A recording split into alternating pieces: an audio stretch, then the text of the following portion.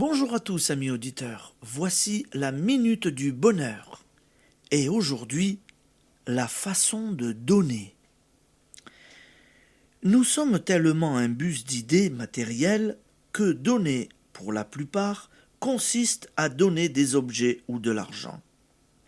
Si nous avons une fortune à répandre, tant mieux, et nous n'accomplissons pas ainsi un haut fait.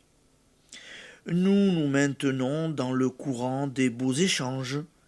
Nous usons d'un privilège dont il convient de remercier le ciel. Mais on peut donner matériellement beaucoup sans cesser pour cela d'être égoïste, car nous ne donnons rien tant que nous donnons sans amour. J'entendis un jour dans le métro une femme parler de quelqu'un qui venait, à ce que j'ai cru comprendre, de lui prêter de l'argent. Elle ajouta avec tristesse: Il m'a jeté cela comme une poignée de sottises. Admirable expression sur laquelle nous pouvons méditer.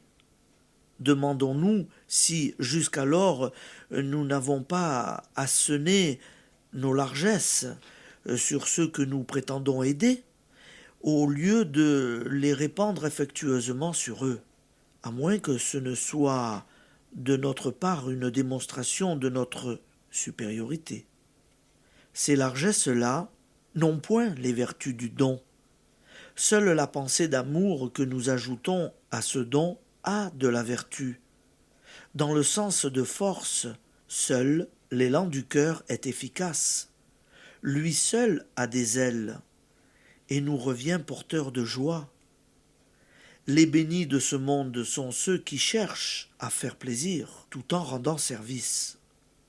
Le cadeau de mariage, de fête, que vous faites prendre une valeur qui dépassera de beaucoup son prix marchand, si vous cherchez, en le choisissant, à faire plaisir et non seulement à remplir une obligation.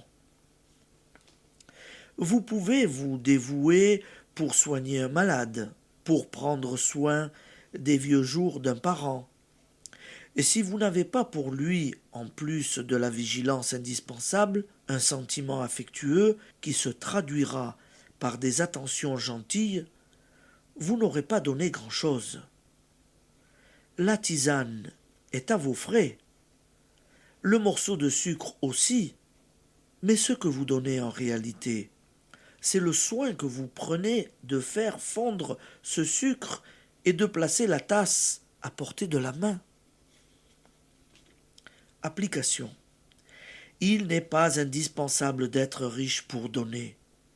Les plus pures générosités se trouvent au contraire chez ceux qui ne possèdent rien et connaissent la valeur d'un mot, d'un sourire. Aujourd'hui, ajoutez une pensée de tendresse à tous ceux que vous donnez. Merci d'être avec nous, amis auditeurs.